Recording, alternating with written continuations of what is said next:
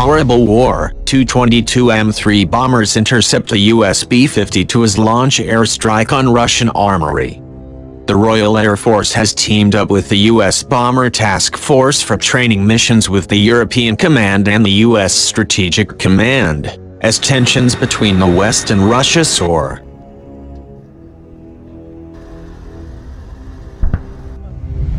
The RAF announced the military partnership today, saying the strategic bombers, support equipment, and personnel from the 69th Bomber Squadron have arrived at RAF Fairford after a transatlantic flight from Minot Air Force Base, ND, in the latest iteration of the regular Bomber Task Force missions.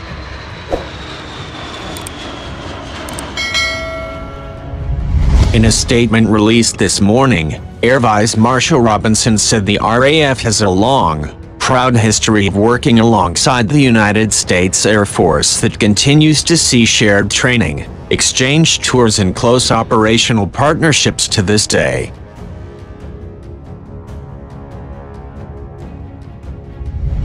This close friendship was celebrated recently with a joint UK-the US flypast celebrating 80 years of collaboration with one of US Bomber Command's oldest units, the 8th Air Force.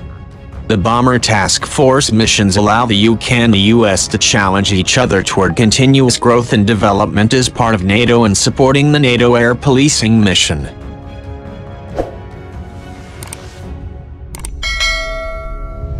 The joint missions reinforce the commitment of both nations to NATO and collective defense, the most recent sortie providing a demonstration of the critical ability for a timely and coordinated response to defending the Euro-Atlantic area and, if required, the ability to reach forward locations.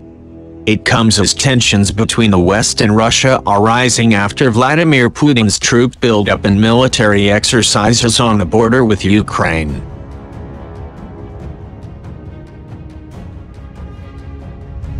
German Foreign Minister Annalena Baerbock said on Friday that the Russian drills on the border amount to an escalation. She said on the military side we are not seeing any signs of de-escalation but rather the opposite. The Russian military buildup continues and in Belarus some 30,000 soldiers carried out military exercises, partly very close to the Ukrainian border.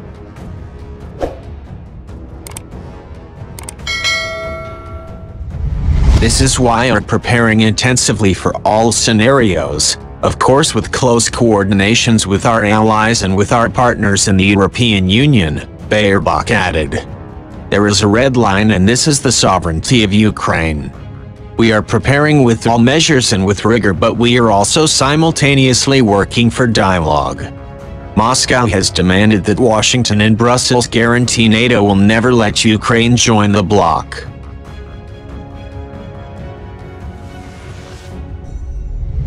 They have refused to do so but sent their own proposals to Russia. Defense Minister Sergei Shoigu told his British counterpart Ben Wallace at a meeting in Moscow that Russia will respond in the nearest future to counter-proposals on European security made by the United States and NATO.